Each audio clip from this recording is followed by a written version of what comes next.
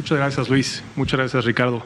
Es un gusto estar aquí con ustedes y agradecemos la oportunidad para platicar sobre estos temas que han generado un ambiente de confusión respecto a su contenido y respecto a sus consecuencias. Entonces vale la pena aclarar algunos puntos sobre este sistema novedoso en las leyes domésticas en nuestro país, que ya Ricardo nos ha platicado, pero que percibimos como un tema favorable para los intereses de los autores y para el Estado de Derecho en general.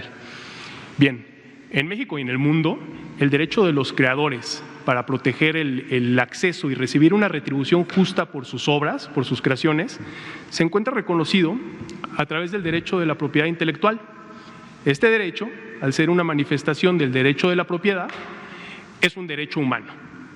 Entonces, es labor de instituciones como la Secretaría de Economía, como la Secretaría de Cultura, como el INDAUTOR y el INPI, no solamente promover el derecho de la propiedad intelectual, sino también protegerlo. Todos nosotros creamos, todos nosotros somos creadores, de acuerdo a lo que hacemos en la vida. Entonces, considerando que el mundo digital, el Internet en general, actualmente está lleno de obras creativas, nos podemos encontrar canciones, arte, libros, diseños, programas de computación, reportajes, fotografías, cualquier cuestión que nosotros hagamos, es que adaptándose a esta realidad, el 1 de julio se publicó en el Diario Oficial de la Federación estas reformas, este decreto por el que se reforman y adicionan diversas disposiciones de la Ley Federal del Derecho de Autor. Vale la pena hacer algunas precisiones respecto a estas figuras. Pero antes de ello, vale la pena también aclarar que, aunque se tratan de reformas de la Ley Federal del Derecho de Autor, es esta misma ley la que remite al INPI, al Instituto Mexicano de la Propiedad Industrial, el estudio y la eventual sanción a determinadas conductas que se consideran infractoras. Es por eso que estamos aquí el día de hoy. Bien, empecemos con medidas tecnológicas de protección. Ya Ricardo les propuso, les platicó esta definición formal y cómo nos encontramos definidas estas medidas en ley. Yo lo que les quiero platicar es cómo lo percibimos. Nosotros lo percibimos como un seguro o una capa de protección que los creadores ponen a sus obras sin estar obligados a ello. Es decir, deciden invertir para proteger sus obras con el fin de evitar un uso no autorizado de las mismas. Así, son estos creadores los que les dan las llaves, si me permiten la analogía, a quien ellos decidan y por los medios que ellos decidan para poder tener acceso a sus obras. Quizá entendemos por qué, o las medidas tecnológicas de protección nos ayudan a entender por qué, por ejemplo, cuando bajamos un libro de Internet para consultarlo, no podemos sacarle copias o no lo podemos distribuir, o por qué las consolas de videojuegos, por ejemplo, solamente corren discos originales, ¿no?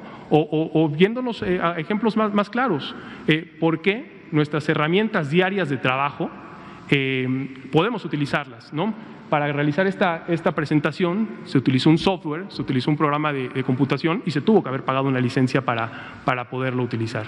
Ustedes mismos, sus creaciones son reportajes, son fotografías y ustedes mismos como creadores van a decidir el destino de las mismas, ¿sí? En qué medios se pueden reproducir, bajo qué parámetros se pueden reproducir y sobre todo bajo cuáles no. Si me permiten la analogía, nosotros percibimos, así como en el mundo de lo tangible, uno puede poner seguros a su propiedad, a su casa, a su terreno, y decide a quién le da las llaves, pues pasa lo mismo en el mundo de lo intangible. Uno decide a quién le da las llaves.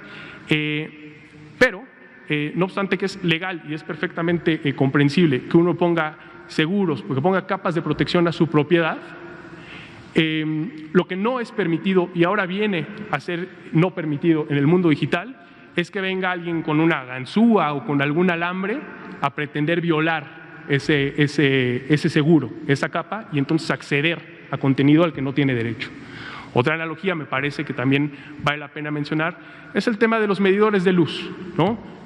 Antes de todas las implementaciones tecnológicas recientes a estos aparatos, pues uno podía manipularlos, los podía cambiar de lugar, les podía incluso dar mantenimiento. Lo que no ha podido desde ese entonces y desde luego no puede hacer ahora es manipular estos aparatos para que me marque que consumo menos luz de lo que realmente hago, obteniendo con ello un beneficio natural y claramente ilegal. Pues es lo mismo. Dicho esto, hay que hacer algunas precisiones en torno a estas MTPs, ¿no? Medidas tecnológicas de protección. La primera, no toda elusión o evasión a una MTP implica una infracción. Y repito, no toda elusión o evasión a una medida tecnológica de protección implica una infracción. ¿Por qué? Hay varias excepciones y al menos hay 3 fuentes de excepciones a las cuales podemos acudir ahorita. La primera de ellas, las que están en ley. El artículo 114 de esta reciente reforma, 114.4, perdón, nos da un catálogo de cuestiones en las cuales, aún violando una medida tecnológica de protección, no se está incurriendo en una infracción. Aparte, en el artículo 148 y algunos otros. Es decir, hay excepciones expresas en ley. Segundo, como ya lo comentó Ricardo, a través del indautor, este instituto podrá determinar excepciones específicas a solicitud de parte interesada. Es decir, podrá uno acudir con esta institución a preguntarle, a someter a su consideración si tal o cual actividad implica una infracción y el indautor se podrá pronunciar. Y la tercera fuente de excepciones, naturalmente, serán los precedentes que vaya generando el INPI a través de sus resoluciones. ¿Sí? ¿Qué es esto? Una persona puede solicitar una infracción en materia de comercio con interés legítimo o jurídico, diciendo que se violó tal medida en su perjuicio. Nosotros, o el instituto, al escuchar a ambas partes, al desahogar las pruebas, etcétera, podrá dictar resoluciones en las cuales decida aquí no hay una infracción y entonces eso irá generando precedentes. Luego, recapitulando, les puedo decir que hay un número abierto de excepciones que por lo menos podemos encontrar en estas 3 fuentes distintas. ¿Sí? Importante, y para regresar a ello en unos momentos, una de las grandes excepciones, y lo podemos ir grabando, siempre que no se afecte a la explotación normal de la obra, no se está incurriendo en una infracción. Esto porque lo dice nuestra ley, porque ya lo decía un convenio de Berna, del cual somos parte, firmado desde 1886, y México es parte desde hace algunos años ya. Entonces, estas son las precisiones que hay que hacer, ¿no? Yo puedo perfectamente, voy a poner un ejemplo de las precisiones que están en ley, yo puedo perfectamente acudir con mi técnico de confianza a que me ponga una unidad de almacenamiento en mi computadora, porque necesito más memoria en la misma, ¿no? Y yo me puedo ir con la tranquilidad de que tanto lo que está haciendo él, les decía, si yo necesito más memoria en mi computadora porque ya me la acabé, perfectamente puedo ir con mi técnico de confianza a pedirle que me instale una unidad de almacenamiento legalmente adquirida y puedo estar completamente tranquilo que tanto su conducta como la mía no actualiza ningún tipo de infracción, ¿no? Lo mismo pasa para beneficiar, por ejemplo, la interoperabilidad de cualquier aparato.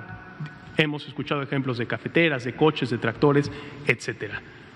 A lo mejor lo que va a pasar, y hay que revisar cada uno y dependiendo del caso, voy a perder la garantía, ¿no?, de mi aparato, pero eso no va a significar que se va a actualizar una infracción y muchísimo menos que se les va a seguir con pena de prisión.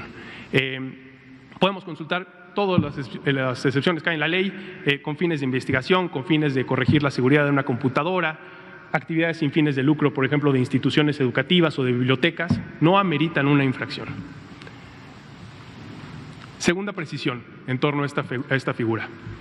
La autoridad únicamente puede infraccionar a una persona después de haber agotado un procedimiento administrativo seguido en forma de juicio.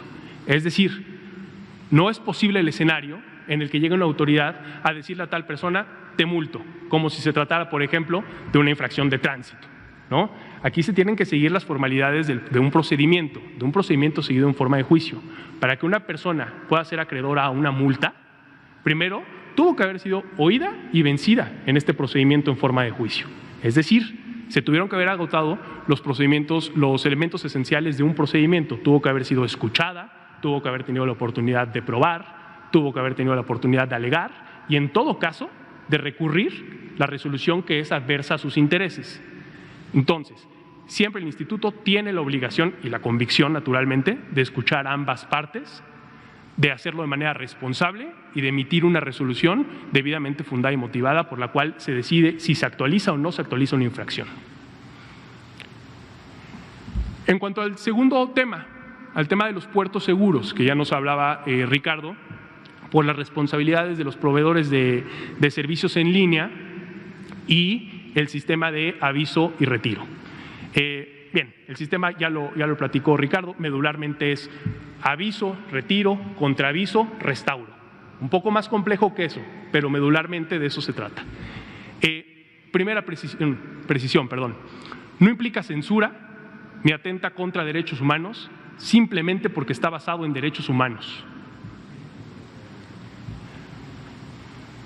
El derecho a la propiedad intelectual es un derecho humano reconocido por el parámetro de regularidad constitucional. Esto es, tiene la misma jerarquía que cualquier otro derecho humano, ¿sí?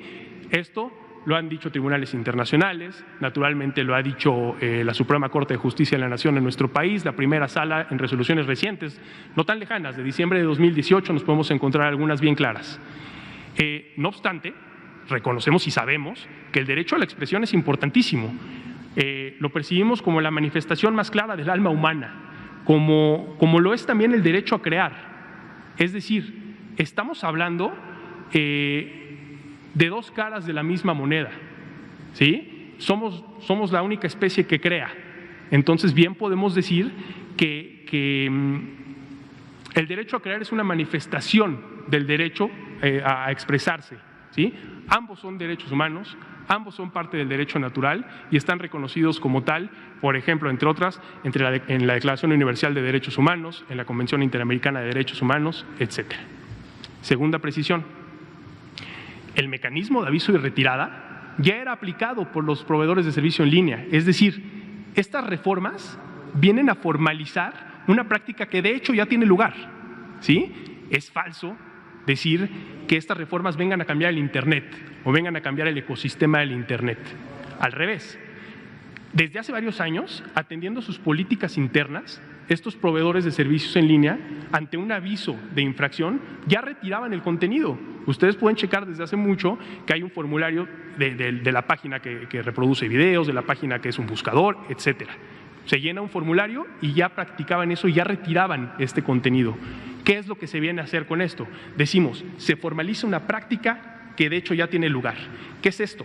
A través de esta práctica se va a regular y sobre todo se va a sancionar los usos indebidos de este mecanismo. El ejemplo que decía Ricardo me parece que es muy preciso. Si alguien, haciéndose valer de este sistema, miente, presenta declaraciones falsas en un aviso para provocar que se retire un contenido o en un contraaviso para provocar que ese contenido se restaure, entonces puede hacer de acreedor de multas desde 1,000 hasta 20,000 UMAS, ¿no? Unidades medidas de actualización.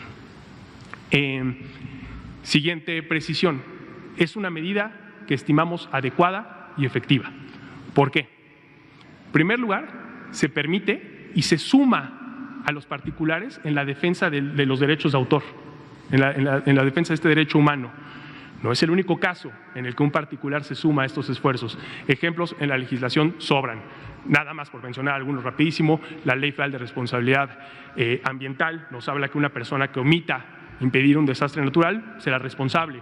O la Ley General de Control de Tabaco, ¿no? Son los comerciantes, son los dueños de los comercios los que tienen que asegurarse que haya un ambiente libre de humo, ¿no? Son los que tienen que hacer respetar la ley. Pasa lo mismo con este. Se suma a un particular a la garantía de cuidado que se tiene de este derecho de autor. Siguiente, es un mecanismo ágil que se ajusta a los tiempos y a la realidad del Internet. Naturalmente ustedes, nosotros, podemos tener información en Internet en cuestión de segundos, ¿no? Y cada segundo que esté un contenido violatorio de estos derechos allá está afectando. Entonces, nos parece que este sistema de aviso y expedito lo que hace es que se adapte a la realidad del Internet. Siguiente, es igualitario al permitir el contraaviso y la restauración de los contenidos. Y aquí déjenme platicarles algo. La experiencia internacional nos dicta que menos del 10% de los casos en los que se baja un contenido viene un contraaviso o viene un conflicto. Es decir, en menos del 10% de los casos a nivel mundial, la persona que subió tal contenido reclama que se le fue retirado. ¿Por qué? Puede atender a muchas cosas. Probablemente hasta ese momento se está enterando que está violando un derecho. Luego, bien podemos decir que este es un medio alternativo de solución de controversias entre particulares. Es decir, un particular entiende que está faltando a una ley y simplemente el otro particular lo arregla y no hay un conflicto.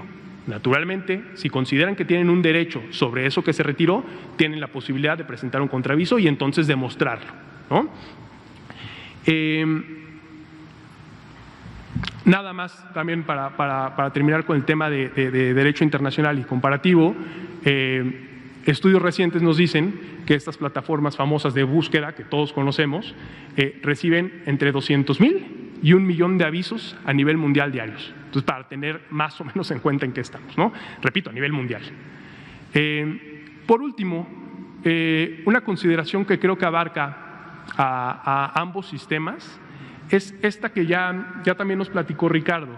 Es decir, estos nuevos sistemas de protección no hacen otra cosa, al encontrarse ya ahora en nuestra ley doméstica, no hacen otra cosa más que poner a México al día, ¿sí? Lo que están haciendo es cumplir con lo que ya sabía el Estado mexicano comprometido desde los tratados de la OMPI, es decir, desde 1997, y leo para no ser impreciso, donde los estados estaban obligados a proporcionar protección jurídica y recursos adecuados y efectivos contra la acción de eludir las medidas tecnológicas.